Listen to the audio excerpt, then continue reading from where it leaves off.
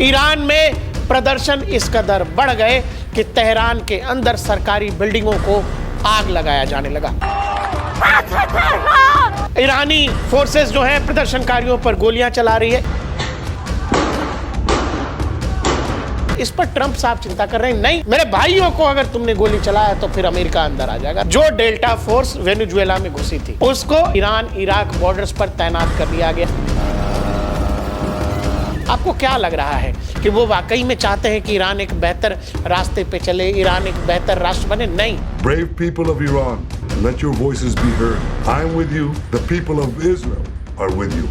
उनको पता है कि खामनेई की सरकार जब तक रहेगी इजराइल के लिए मुश्किलें खड़ी करती रहेगी। कई बार वो प्रोटेस्ट ऐसे रूप धारण कर ले जाते हैं जहां दुश्मन आपका इस्तेमाल करके अमेरिका या इजराइल ईरान को आगे बढ़ते देखना चाहते हैं। बिल्कुल भी ऐसा नहीं।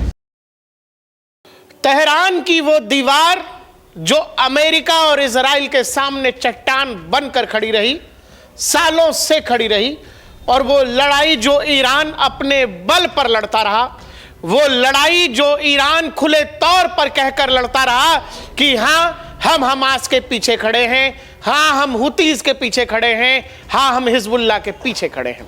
लेबनान से लेकर यमन और यमन से लेकर गाजा तक जो फिलिस्तीन कॉज की लड़ाई ईरान लड़ता रहा, दुनिया भर के इस्लामिक देश नारा लगाते रहे कि फिलिस्तीन कॉज पर लड़ाई होनी चाहिए, फिलिस्तीन के कारण पर दुनिया के मुसलमानों को एक होना चाहिए। लेकिन लड़ाई कोई लड़ रहा था तो वो केवल ईरान। आयतुल्लाह खामनेई और उनकी सरकार, उनकी रिजीम और IRGC कहने को दुनिया में 57 इस्लामिक देश हैं, कहने को एक तो न्यूक्लियर देश भी है, लेकिन असल ताकत, हिम्मत और रुतबे की अगर किसी के पास वो जुनून और वो कहानी है तो वो केवल ईरान है। ईरान दुनिया का वो मुस्लिम देश जिसने कभी भी अमेरिका और इजराइल के सामने घुटने नहीं टेके।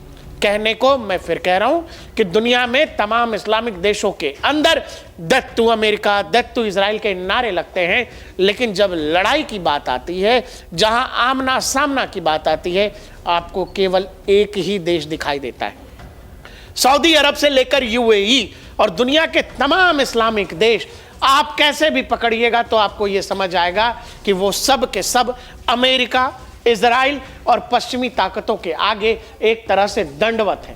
लेकिन एक लड़ाई जो ईरान लड़ रहा था, जो मुसलमानों ने ही कहा कि फिलिस्तीन के लिए लड़ाई जरूरी है, लेकिन उस लड़ाई में ईरान हमेशा अकेला रहा। और यही कारण है कि ईरान चूंकि अकेला ही लड़ता रहा तो ईरान को इसकी कीमत भी चुकानी पड़ी समय समय पर। ईरान पर तमाम तरह के प्रतिबंध लाद दिए गए, ईरान को कभी आगे नहीं बढ़ने दिया गया, ईरान की ताकत को हमेशा दबाने की कोशिश की गई, लेकिन जब जब ईरान को दबाने की कोशिश हुई, ईरान उठा है। ईरान दुनिया के तमाम इस्लामिक देशों से अलग अपनी एक पहचान रखता है। वो पहचान की शुरुआत ये होती है कि कई बार आपकी पहचान ऐसे होती है कि आपके दुश्मन कौन है। जब आपके दुश्मन बड़े नाम होते हैं तो आपकी हैसियत का अंदाजा लोगों को अपने आप हो जाता है। ईरान का दुश्मन पूरा का पूरा यूरोप, ईरान का दुश्मन अमेरिका, ईरान का दुश्मन इजराइल। और इससे आपको यह समझ में आ जाएगा कि ईरान अमेरिका और इजराइल के लिए किस कदर परेशानी खड़ी कर रहा है। लेकिन अब उस ईरान में तमाम परेशानियों ने घर में ही घर कर लिया है। अपने ही लोग अल खामनेई और उनकी इस्लामिक रिजीम के खिलाफ नारे लगा रहे हैं, death to Khamenei, death to मुल्ला, मुल्ला को फांसी दो। जहां नारे ये लगाए जा रहे हैं कि हमारा गाजा से क्या मतलब, हमारा लेबनान से क्या मतलब, हमें तो केवल ईरान चाहिए। जहां आपको ये दिखाई दे रहा है नी गाजा नी लेबनो मी विदापुर ईरान, जहां कहा जा रहा है फ्री ईरान। अब ये कौन सी आजादी ईरान में चाहिए? दर्शकों, बीती रात जब हम ये वीडियो कर रहे हैं, ईरान में प्रदर्शन इस कदर बढ़ गए कि तेहरान के अंदर सरकारी बिल्डिंगों को आग लगाया जाने लगा। ईरान के अलग अलग शहरों में जबरदस्त प्रोटेस्ट हो रहे हैं।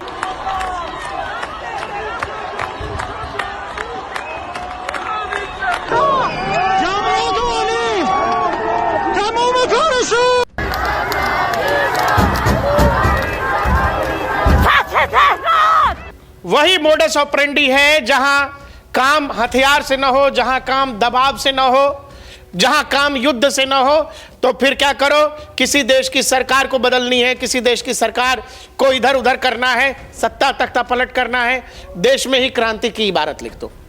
ईरान के अंदर महंगाई के नाम पर शुरू हुआ प्रोटेस्ट, ईरान के अंदर घटती रियाल की कीमत डॉलर के मुकाबले को लेकर शुरू हुआ प्रोटेस्ट आर्थिक से लेकर अब राजनीतिक हो गया है और अब तो हिंसक हो गया है। अब तो वहां की इमारतों में, तेहरान के अंदर सरकारी बिल्डिंगों को आग लगाया जा रहा है।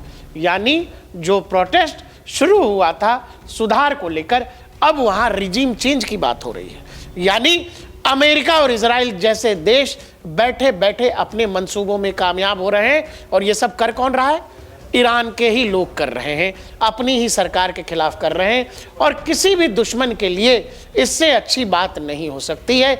और ईरान के लिए परेशानी ये है कि जहां अमेरिका और इजराइल लगातार उसको धमकी दे रहे हैं, हाल तो यह है कि ईरान की हालत पर बेंजामिन नेतन्याहू ईरान के लोगों को संबोधित कर रहे हैं। Brave people of Iran, this is your opportunity to stand up and let your voices be heard, to unite around your flag and your historic legacy by standing up for your freedom from an evil and oppressive regime. I am with you. The people of Israel are with you.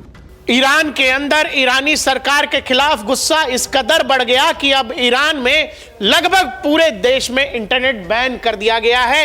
Internet बंद, और जगह जगह लोगों पर आंसू gas के गोले, और कई जगह पुलिस जो है गोलियां भी चला रही है, जिसमें 36 से ज्यादा प्रदर्शनकारियों की मौत हो गई है।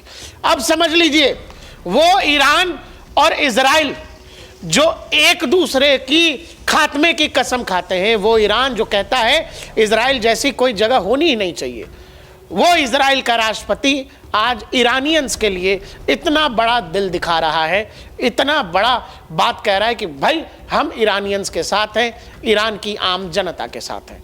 दर्शकों, एक बात बहुत साफ है, मैं बस ये विश्लेषण कर रहा हूं इस संदर्भ में कि क्यों किसी देश की रिजीम चेंज की जाती है, क्यों कोई केवल अपने फायदे के लिए, ये जो बेंजामिन नेतन्याहू कह रहे हैं, आपको क्या लग रहा है कि वो वाकई में चाहते हैं कि ईरान एक बेहतर रास्ते पे चले, ईरान एक बेहतर राष्ट्र बने? नहीं, उनको पता है कि खामनेई की सरकार जब तक रहेगी इजराइल के लिए मुश्किलें खड़ी करती रहेगी। उनको पता है कि IRGC और खामनेई मिलकर ईरान के मिसाइल प्रोग्राम को आगे बढ़ाते रहेंगे। उनको पता है कि खामनेई जब तक सत्ता में रहेंगे तब तक ईरान हो सकता है न्यूक्लियर पावर बन सकने की तरफ आगे बढ़ता रहेगा। और यही कारण है कि इजराइल क्या कह रहा है कि नहीं नहीं, बहुत अच्छे दोस्तों, क्या प्रदर्शन कर रहे हैं आप लोग। ये ठीक वैसा है कि कल को पाकिस्तान भारत की चिंता करने लगे कि अरे हम भारतीयों की बड़ी चिंता करते हैं, भारत को बड़ा अच्छे से हम भारतीयों के साथ हैं। तो जिस दिन पाकिस्तान हमारी आपकी चिंता करने लगे, समझ लीजिएगा कि हम लोग किसी गलत रास्ते पर हैं। यानी अगर ईरानियंस को अगर अपने राष्ट्र का, अपने देश का सोचना है, अपनी सीमाओं का सोचना है, तो उनको ये समझना पड़ेगा कि जो आप अपने सरकार के खिलाफ प्रदर्शन कर रहे हो, क्या उसमें कोई ऐसी लाइन क्रॉस हो रही है जिसमें वो आपके दुश्मनों को मौका दे रहा है, और आपके दुश्मन इसको एक अवसर के तौर पर ले रहे हैं। इसीलिए मैंने आपसे कहा कि कल को हमारे यहाँ प्रोटेस्ट निकले, प्रोटेस्ट होना चाहिए, लोकतंत्र में ये सबकी आज़ादी है, लेकिन कई बार वो प्रोटेस्ट ऐसे रूप धारण कर ले जाते हैं जहां दुश्मन आपका इस्तेमाल करके आपके देश में आपका नुकसान कर देता है। उसको आपके अच्छे बुरे से कोई मतलब नहीं है। अमेरिका या इजराइल ईरान को आगे बढ़ते देखना चाहते हैं? बिल्कुल भी ऐसा नहीं है। लेकिन हाँ, अभी जो कुछ हो रहा है वो उस आग में घी डालकर खामनेई की सत्ता को हटाकर वहां कोई और पिट्ठू सरकार बिठाना चाहते हैं, ताकि मिडिल ईस्ट के अंदर अमेरिका और इजराइल का सबसे बड़ा थ्रेट न्यूट्रलाइज हो जाए। अमेरिका ईरान को लंबे समय से अपने लिए एक बड़ा खतरा देखता है। मिडिल ईस्ट में अपने हितों को लेकर, अमेरिकी बेसिस को लेकर यह चिंता हमेशा अमेरिका और इजराइल को सताती रहती है, क्योंकि ईरान एक बड़ा मिलिट्री माइट है मिडिल ईस्ट के अंदर। और अगर ईरान गिर गया, अगर तेहरान कॉम्प्रोमाइज हो गया, तो इसका मतलब यह है कि अमेरिका और इजराइल अपने सालों पुराने कोशिश में कामयाब हो गए।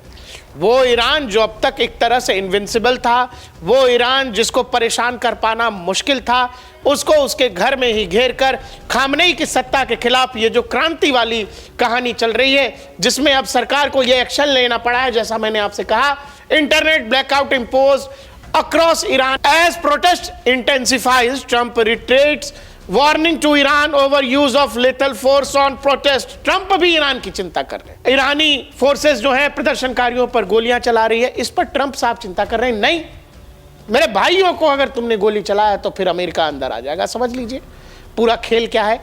इसके बाद क्या है, US ready to attack Tehran, American troops, वही डेल्टा फोर्स जो डेल्टा फोर्स वेनेजुएला में घुसी थी, उसको ईरान के बॉर्डर्स, ईरान इराक बॉर्डर्स पर तैनात कर दिया गया है। मतलब ईरान एक तरह से चौतरफा गिरा हुआ है। ईरान की इस्लामिक रिजीम चौतरफा गिरी हुई है।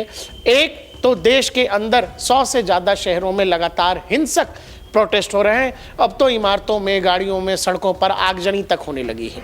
36 से ज़्यादा लोगों की मौत हो गई है, जिसमें 2 पुलिसकर्मी हैं, 4 बच्चे हैं। इसके अलावा जो हैं वो सारे के सारे प्रदर्शनकारी हैं। एक और कहानी है। कहानी यह है कि दावा यह है कि खामनेई ईरान छोड़कर मॉस्को चले गए हैं। उनको जो है रूस ने तेहरान से निकाल लिया है, क्योंकि पिछले भी साल जब ईरान के न्यूक्लियर साइट्स पर अमेरिका और इजराइल ने एयर स्ट्राइक किया था, तब भी इजराइल की तरफ से कहा गया था कि हम खामनेई को मार देंगे। अगर ईरान अपने न्यूक्लियर प्रोग्राम को नहीं रोकता है तो हम खामनेई को मार देंगे। उसके बाद निकोलस मादुरो को जिस तरह से वेनेजुएला से निकाला गया, खामनेई की जान पर संकट है। और संभव है, हमारे इंटरव्यू में दीपक वोरा साहब ने भी यह दावा किया था कि खामनेई ईरान छोड़ चुके हैं। अब से थोड़ी देर पहले ईरान की तरफ एक्शन शुरू होने वाला हो गया है। कुछ एक्शन, बॉम्बिंग अभी शुरू नहीं हुई है, लेकिन अगले 2-3 दिन में आप देखेंगे। और ये भी लोगों ने कहा है, जिससे मैं सहमत हूं, कि खमैनी साहब भाग गए हैं सर, वहां नहीं गए। ये मुझे बहुत ही रिस्पॉन्सिबल लोगों ने कहा है। अब वो अगर फिर से उसको कोई पब्लिक अपीयरेंस दिखा देते हैं, वो तो AI जनरेटेड भी हो सकता है। वो मॉस्को चला गया, जहां पे उसका दोस्त बशर अल असद है। ईरान के अंदर बढ़ती परेशानी को देखकर खामनेई और उनकी सत्ता के लोगों ने यह तय किया है कि जितना कुछ हो सके वो ईरान से बाहर लेकर चले जाएं। बताया यह जा रहा है कुछ रिपोर्ट्स में कि तेहरान से कुछ सोना लेकर कहां जाया गया है, रशिया। यानी ईरान अपना सोना तेहरान से निकाल रहा है। और ये डेल्टा फोर्स की तस्वीरें हैं जो बाकायदा ईरान इराक बॉर्डर पर तैनात हो रही हैं। यानी अब जब आप मिडिल ईस्ट देखेंगे तो आपको ये समझ में आ जाएगा, वो चाहे तुर्कमेनिस्तान हो, सऊदी अरबिया हो, ओमान हो, यमन हो, जॉर्डन हो, सीरिया ऑलरेडी ख़त्म हो चुका है, टर्की नाटो का मेंबर है। ये जब आप देखेंगे तो आपको ये समझ आ जाएगा कि ईरान जो अकेले लड़ रहा था, किससे? इजराइल से। वो चाहे लेबनान के हिजबुल्लाह के जरिए या फिर हुतीस के जरिए, अब ये लड़ाई कहीं ना कहीं एक तरह से हमेशा के लिए थम जाएगी, क्योंकि वो एक मजबूत लड़ाका या मजबूत पड़ोसी कह ले या मजबूत दुश्मन जो है, वो मजबूत दुश्मन अब धाराशायी होने के करीब है। अमेरिका और इजराइल एक लंबी जंग में जीत के करीब हैं। और इस जीत में मदद कौन कर रहा है? खुद ईरानियंस जो हैं। ईरानियंस ये कह रहे हैं कि हमको गाजा से क्या लेना देना, हमको लेबनान से क्या लेना देना, हमको ईरान से ज़्यादा मतलब है। इसीलिए आपको ये समझना पड़ेगा कि कल को जब हमारी ही सड़कों पर हमारे लोग कहने लगे कि हमको बांग्लादेश के हिंदुओं से क्या लेना देना, पाकिस्तान के हिंदुओं से क्या लेना देना, और पाकिस्तान जब ताली बजाए और कहे कि वाह वाह, भारत के लोग बहुत अच्छा कर रहे हैं, भारत के लोग बहुत बढ़िया कर रहे हैं, हमको भारत की चिंता है, तो ये समझने में मुश्किल नहीं होनी चाहिए कि इस तरह की चीज़ों में कैसे बाहरी लोग या बाहरी देश इसमें अपने लिए जगह ढूंढ लेते हैं, स्पेस ढूंढ लेते हैं। इसमें वो ऐसा बिल्कुल नहीं चाहते कि जिस देश में प्रोटेस्ट हो रहा है, आपको क्या लग रहा है ईरान अमेरिका मिलकर, माफ़ करिए, इजराइल अमेरिका मिलकर ईरान की बेहतरी चाहते हैं? कुछ नहीं चाहते। वो बस ये चाहते हैं कि एक ऐसा दुश्मन जो दिमाग से भी मजबूत है, शरीर से भी मजबूत है, तमाम प्रतिबंधों के बावजूद भी सर्वाइव कर रहा है, कैसे भी इसको गिराओ, कैसे भी इसको गिराओ। और एक बार जब ये गिर जाए तो फिर ये गिरे मरे, हमें क्या करना है। लेकिन इसका गिरना ज़रूरी है। क्यों? क्योंकि अगर इजराइल को मिडिल ईस्ट में शेर बनकर रहना है, अगर इजराइल को ऐसे ही विचरण करना है मिडिल ईस्ट में तबाही बनकर, तो ये तभी संभव है जब यहाँ ईरान का कोलैप्स हो जाए। क्योंकि ईरान के रहते गुंडागर्दी उस तरह से इजराइल नहीं कर पा रहा है, और इजराइल अपने लिए ईरान को बड़ा थ्रेट मानता है। इसीलिए दर्शकों, ये जो क्रांति, ये जो छात्र आंदोलन, मजबूरी के नाम पर क्रांति, बेरोजगारी के नाम पर क्रांति, किसी भी देश में यूं ही नहीं होता है। कुल मिलाकर घंटे, 2 घंटे, 20 घंटे, 48 घंटे, शायद अगले कुछ दिनों में ईरान में वो होने जा रहा है जिसका इंतज़ार अमेरिका और इजराइल लंबे समय से कर रहे हैं। खामनई को सत्ता छोड़ना पड़ सकता है, क्योंकि ये जो क्रांति की अलग जगाई गई, जो आर्थिक से शुरू हुई थी लेकिन अब राजनीतिक हो गई है, और अब तो regime change, death to mullah, death to dictator के नारे लग रहे हैं। गाजा से हमारा क्या लेना देना, लेबनान से हमारा क्या लेना देना, हमारा लेना देना केवल ईरान से है, ऐसे नारे लग रहे हैं। तो तेहरान में हलचल बहुत ज़्यादा है, और इसका आनंद ले रहे हैं कौन कौन? इजराइल और वॉशिंगटन। देखते रहिए DNP इंडिया, हर खबर भरोसे के साथ।